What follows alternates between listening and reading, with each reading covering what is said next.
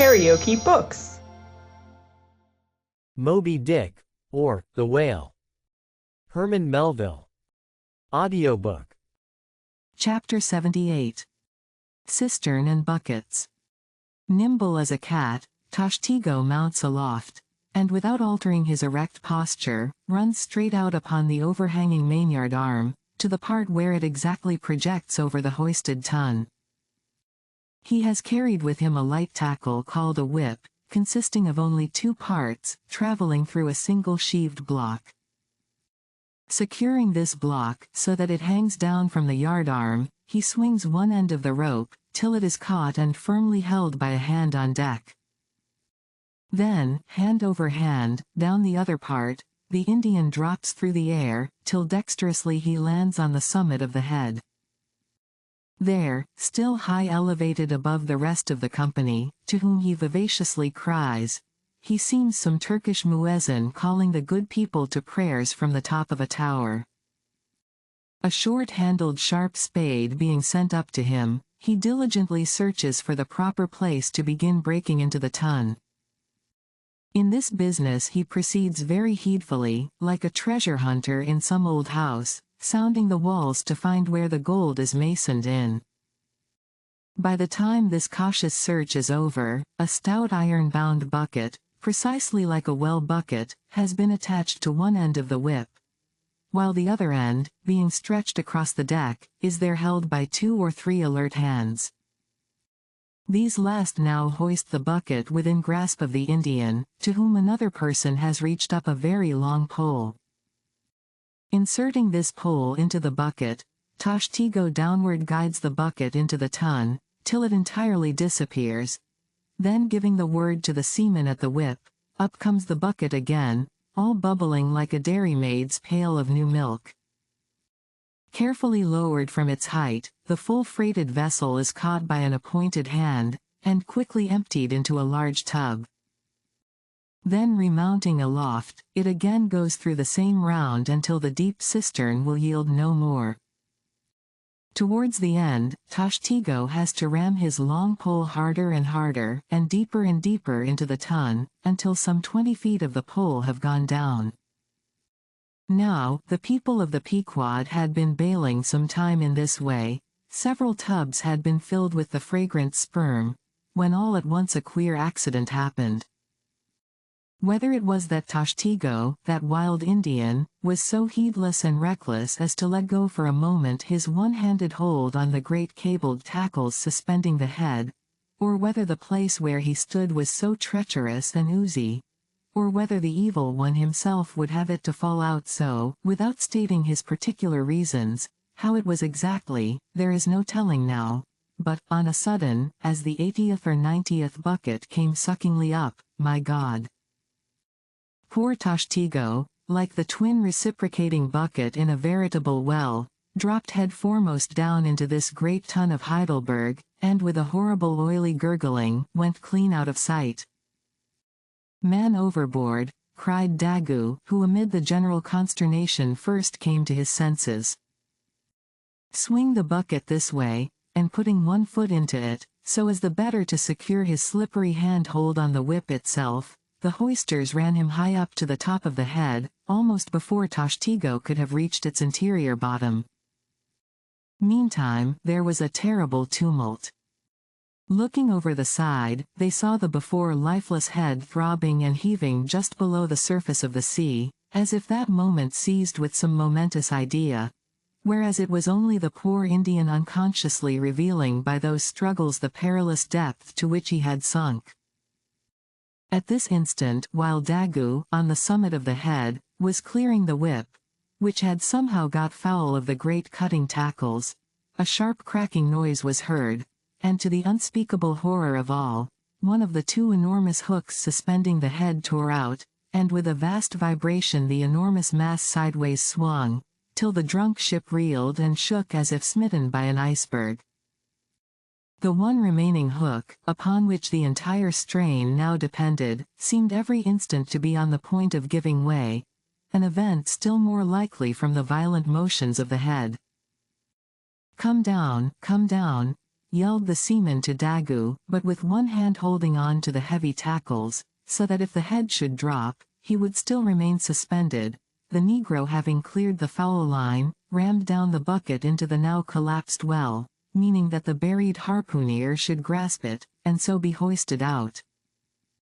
"In heaven's name, man," cried Stubb, "are you ramming home a cartridge there, avast? How will that help him, jamming that iron-bound bucket on top of his head? Avast, will ye? Stand clear of the tackle," cried a voice like the bursting of a rocket. Almost in the same instant, with a thunder boom, the enormous mass dropped into the sea, like Niagara's Table Rock into the whirlpool. The suddenly relieved hull rolled away from it, to far down her glittering copper, and all caught their breath, as half-swinging, now over the sailors' heads, and now over the water, Daggoo, through a thick mist of spray, was dimly beheld clinging to the pendulous tackles, while poor, buried alive Tashtego was sinking utterly down to the bottom of the sea. But hardly had the blinding vapor cleared away, when a naked figure with a boarding sword in his hand, was for one swift moment seen hovering over the bulwarks. The next, a loud splash announced that my brave Queequeg had dived to the rescue. One packed rush was made to the side, and every eye counted every ripple, as moment followed moment, and no sign of either the sinker or the diver could be seen. Some hands now jumped into a boat alongside, and pushed a little off from the ship. "Ha!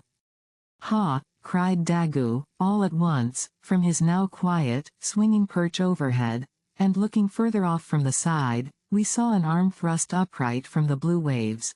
A sight strange to see, as an arm thrust forth from the grass over a grave. "Both! Both! It is both!" cried Daggoo again with a joyful shout, and soon after, Queequeg was seen boldly striking out with one hand, and with the other clutching the long hair of the Indian. Drawn into the waiting boat, they were quickly brought to the deck, but Tashtego was long in coming to, and Queequeg did not look very brisk. Now, how had this noble rescue been accomplished? Why, diving after the slowly descending head, Queequeg with his keen sword had made side lunges near its bottom, so as to scuttle a large hole there, then dropping his sword, had thrust his long arm far inwards and upwards, and so hauled out poor Tash by the head. He averred that upon first thrusting in for him, a leg was presented, but well knowing that that was not as it ought to be, and might occasion great trouble, he had thrust back the leg, and by a dexterous heave and toss, had wrought a somerset upon the Indian, so that with the next trial, he came forth in the good old way, head foremost. As for the great head itself, that was doing as well as could be expected. And thus, through the courage and great skill in obstetrics of Queequeg, the deliverance, or rather, delivery of Tashtego, was successfully accomplished, in the teeth, too, of the most untoward and apparently hopeless impediments, which is a lesson by no means to be forgotten. Midwifery should be taught in the same course with fencing and boxing, riding and rowing. I know that this queer adventure of the gay headers will be sure to seem incredible to some landsmen, though they themselves may have either seen or heard of someone's falling into a cistern ashore, an accident which not seldom happens, and with much less reason too than the Indians, considering the exceeding slipperiness of the curb of the sperm whale's well. But, peradventure, it may be sagaciously urged, how is this? We thought the tissued, infiltrated head of the sperm whale was the lightest and most corky part about him, and yet thou mockest it sink in an element of a far greater specific gravity than itself. We have thee there. Not at all, but I have ye, for at the time poor Tash fell in, the case had been nearly emptied of its lighter contents, leaving little but the dense tendinous wall of the well, a double-welded, hammered substance, as I have before said, much heavier than the sea-water, and a lump of which sinks in it like lead almost. But the tendency to rapid sinking in this substance was in the present instance materially counteracted by the other parts of the head remaining undetached from it, so that it sank very slowly and deliberately indeed, affording Queequeg a fair chance for performing his agile obstetrics on the run, as you may say. Yes, it was a running delivery, so it was. Now, had Tashtego perished in that head, it had been a very precious perishing, smothered in the very whitest and daintiest of fragrant spermaceta, coffined, hearsed, and tombed in the secret inner chamber and sanctum sanctorum of the whale. Only one sweeter end can readily be recalled, the delicious death of an Ohio honey hunter, who seeking honey in the crotch of a hollow tree, found such exceeding store of it, that leaning too far over, it sucked him in, so that he died embalmed. How many, think ye, have likewise fallen into Plato's honey head, and sweetly perished there? If you liked what you heard, please subscribe to the channel.